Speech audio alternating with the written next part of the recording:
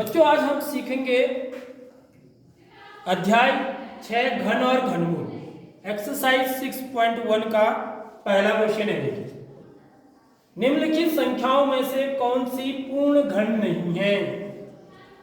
ठीक है, तो सबसे पहले हमें देखते हैं कि पूर्ण घन संख्याएं किनको बोलते हैं। पूर्ण घन संख्याएं, ठीक है, जैसे हमने पूर्ण वर्ग संख्याएं देखी थी ना। पूर्ण वर्ग संख्याएं क्या होती हो? 1 का वर्ग, 2 का वर्ग, 3 का वर्ग, 4 का वर्ग, 5 का वर्ग, इस प्रकार से। ठीक है, इनको पूर्ण वर्ग संख्याएं कहते थे इससे पहले वाले चैप्टर में। जैसे 1, 4, 9, 16, 25, इस प्रकार से। ऐसे पूर्ण घन, घन माने क्या होता है? देखिए, घन क्या होता है? हम वैसे सीखे कि घन किसको बोलते हैं बच्चों। एक ऐसी आकृति होती है, ठीक है, ये कैसी आकृति है? त्रिविमीय आकृति। क्या बोलते हैं इसको? त्रिविमीय आकृति, 3 डायमेंशनल फिगर। इसमें 3 विमाएं होती है। ठीक है, वर्ग जो होता है, वर्ग में 2 ही विमाएं होती है। देखो, ये वर्ग होता है, ये भुजा और ये भी भुजा। यदि वर्ग की भुजा ए है तो ये भी ए होता है।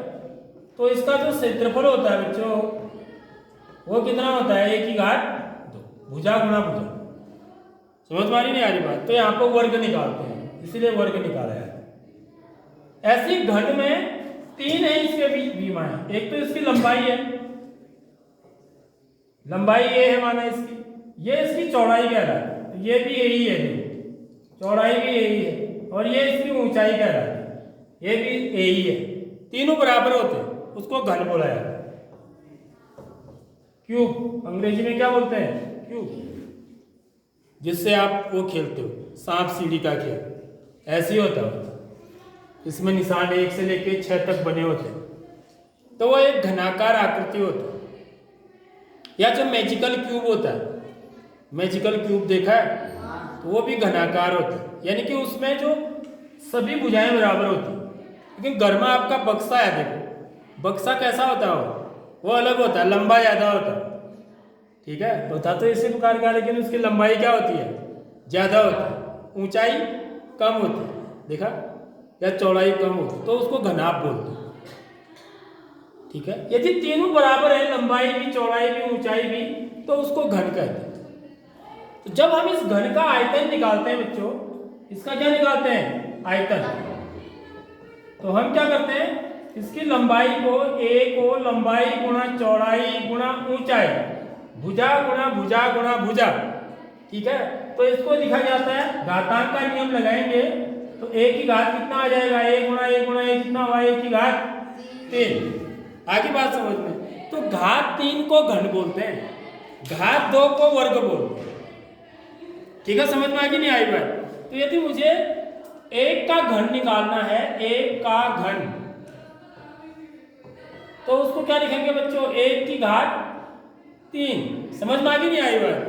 तो बराबर क्या हो जाएगा? 1 गुणा 1 गुणा 1। यहाँ 3 बार गुणा करते हैं, जैसे वर्ग निकालने में 2 बार गुणा करते हैं। ठीक है, तो घन निकालने में हम 3 बार गुणा करते हैं, क्योंकि घात 3 को घन बोलते हैं। घन का मतलब क्या होता है? घन का मतलब क्या है? घात 3। वर्ग का मतलब क्या होता है? घात 2। ठीक है, तो 1 का घन कितना होगा? 1 ही होगा। 1 कम 1, 1 कम 1। लेकिन यदि 2 का घन निकालेंगे आप, तो 2 की घात 3 बराबर कितना हो जाएगा? 2 गुणा 2 गुणा 2, तो 2 दूनी 4, 4 दूनी 8। तो 2 का घन 8 होता है, जबकि 2 का वर्ग कितना होता है? 4 होता है, और 2 का घन क्या होता है? 8 होता है। 2 गुणा 2 गुणा 2, 2 को 3 बार गुणा करें। आगे बात समझ में? तो जब भी घन निकालना है किसी संख्या का, तो उसको 3 बार गुणा करें। ऐसे 3 का घन यदि हमको पता करना है, 3 का घन, 3 की घात 3, तो क्या लिखेंगे? 3 गुणा 3 गुणा 3। तिन 9, 9 27।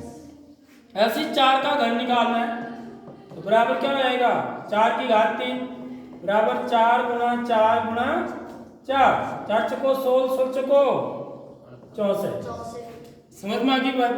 5 का घन निकालना है 5 की घात 3 बराबर 5 गुना 5 गुना 5, 25, 25 पंचे 125। समझ में आ गई नहीं आई बात। तो इनको हम क्या बोलते हैं बच्चों, पूर्ण वर्ग संख्याएं बोलते हैं। 1 को, 4 को, 9 को, 16 को, 25 को, 36 को बोलते हैं ना। पिछले अध्याय में हमने ये चीज सीखी। ठीक उसी प्रकार इन संख्याओं को पूर्ण घन संख्याएं बोलते हैं। किसको? 1 को, 8 को, 27 को, 64 को, 125 को। उसके बाद 6 का घन आएगा, उसके बाद 7 का आएगा, फिर 8 का आएगा। समझ लो नहीं समझ लो। तो पूर्ण घन संख्याओं की क्या पहचान होगी? देखिए, यदि आप उसके अभाज्य गुणनखंड निकालोगे ना बच्चों, ठीक है, तो कितने गुणनखंड मिलेंगे आपको? कितने गुणनखंड मिल रहे हैं? 3। समझ में आ रही बात। पूर्ण वर्ग संख्याओं में कितने मिलते हैं? 2। तो वहां पर 2-2 के जोड़े बनाते हैं। समझ लो बात। जब हम वर्गमूल निकालते हैं अभाज्य गुणनखंड विधि से तो हम क्या करते हैं? 2-2 के जोड़े बनाते हैं। ठीक है, यहां कितने के बनाएंगे? 3 के बनाएंगे। अब उसको जोड़ा कहना तो ठीक नहीं है, ठीक है, क्योंकि जोड़े का मतलब 2 होता है, 3 नहीं होता है। ठीक है, लेकिन वैसे समझने के लिए आपको बता रहा हूं कि वहां पर 3 के जोड़े बनाएंगे। अब ये समझ, जैसे वर्गमूल निकालने में हम कितनों के लगा बनाते हैं? 2 का।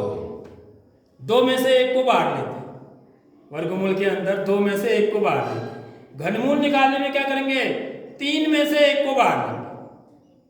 ठीक है, तो घनमूल, क्योंकि घनमूल का मतलब 3 बार गुणा करना होता है किसी संख्या का, घन का मतलब। तो इसका घनमूल, जैसे माना 1 का घन 1 ही होता है, तो 1 का जो घनमूल होगा बच्चों, अब घनमूल का चिन्ह क्या होता है? देखिए, घनमूल का भी चिन्ह होता है, जैसे वर्गमूल का चिन्ह होता है। वर्गमूल का चिन्ह क्या होता है? ऐसा होता है, ऐसा होता है ना।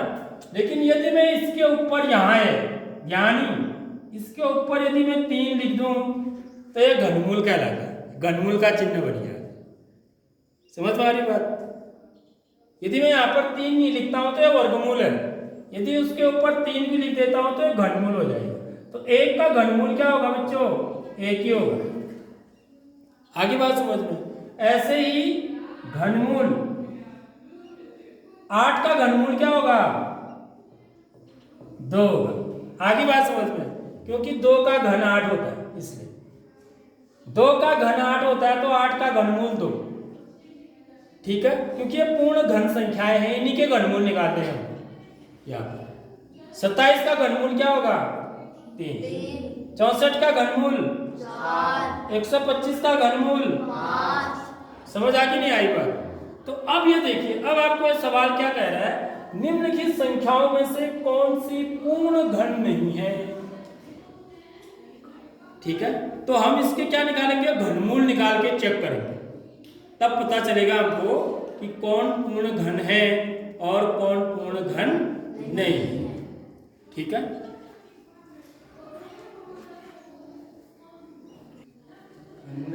अब देखिए इसके 1-2 पार्ट में बनाऊंगा, फिर ऐसे आपको अन्य पार्ट आप बना के लाएंगे। ठीक है, तो जैसे पहला पार्ट ले लेता हूं 216।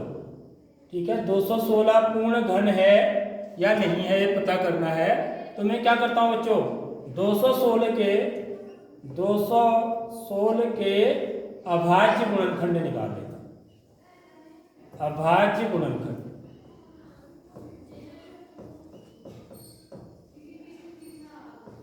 ठीक है, तो यहां पर हम क्या लिखेंगे? 216 लिखेंगे और भाग देंगे। सबसे पहले 2 से भाज्य, अभाज्य गुणनखंड कह रहे, तो अभाज्य संख्या सबसे छोटी क्या है? 2 है, 2 से भाग देंगे। 2 ही कम 2, 1 में कितनी बार जाएगा? 0 बार। 2 8 16, कोई 18 लिख देता है यहाँ पर। समझ में आ रही बात। 18 दूनी तो 36 होता है, 216 थोड़ी होता है। अब देखो 108 दूनी होता है 216। तो मौखिक भाग देना भी आना चाहिए आपको। फिर 2 से भाग देंगे, 2 पंचे 10, 2 चौको 8, फिर 2 से जा रहा है कितनी बार, 54 का आधा कितना होता है 27। अब 2 का नहीं जा रहा है, अब 3 का जा रहा है, 3 27, फिर 3 का जा रहा है, फिर 3 का जा रहा है, 3 कम। तो यहाँ पर देखिए यदि मैं 216 के अभाज्य गुणनखंड देखूं तो 2 गुणा 2 गुणा 2, ठीक है, 2 कितनी बार आ रहा है 3 बार, गुणा 3 गुणा 3 गुणा 3, 3 भी कितनी बार आ रहा है 3 बार। इससे क्या पता चल रहा है हमको, क्योंकि इसके जो अभाज्य गुणनखंड है वो 3 के उसमें है। देखो इसका मतलब 216 कैसी संख्या है, पूर्ण घन संख्या है, ठीक है। यदि मैं इसका घनमूल निकालूं, 216 का घनमूल, 216 का घनमूल, यानी कि घनमूल का मतलब मैं पता करना चाह रहा हूं कि 216 किसका घन है, ठीक है। तो घनमूल का चिन्ह लगाएंगे हम ऐसे, ये देखो बच्चों ये घनमूल का चिन्ह है, इसके अंदर क्या लिखूंगा मैं 216 लिखूंगा इसके अंदर, तो ये क्या कहलाएगा 216 का घनमूल। समझ में आ रही बात। अब इधर भी घनमूल का चिन्ह लगाऊंगा, घनमूल 2 गुणा 2 गुणा 2 गुणा 3 गुणा 3 गुणा 3। तो यहाँ पर देखिए 3 में से 1 बाहर लेते हैं, समझ में आ रही बात। तो इसका इसमें से 2 बाहर आ जाएगा, इसमें से 3 बाहर आ जाएगा, तो 2 3 6, तो 6 का घन होता है 216। समझ में आ रही बात। इसका मतलब 216 क्या है, पूर्ण घन संख्या है।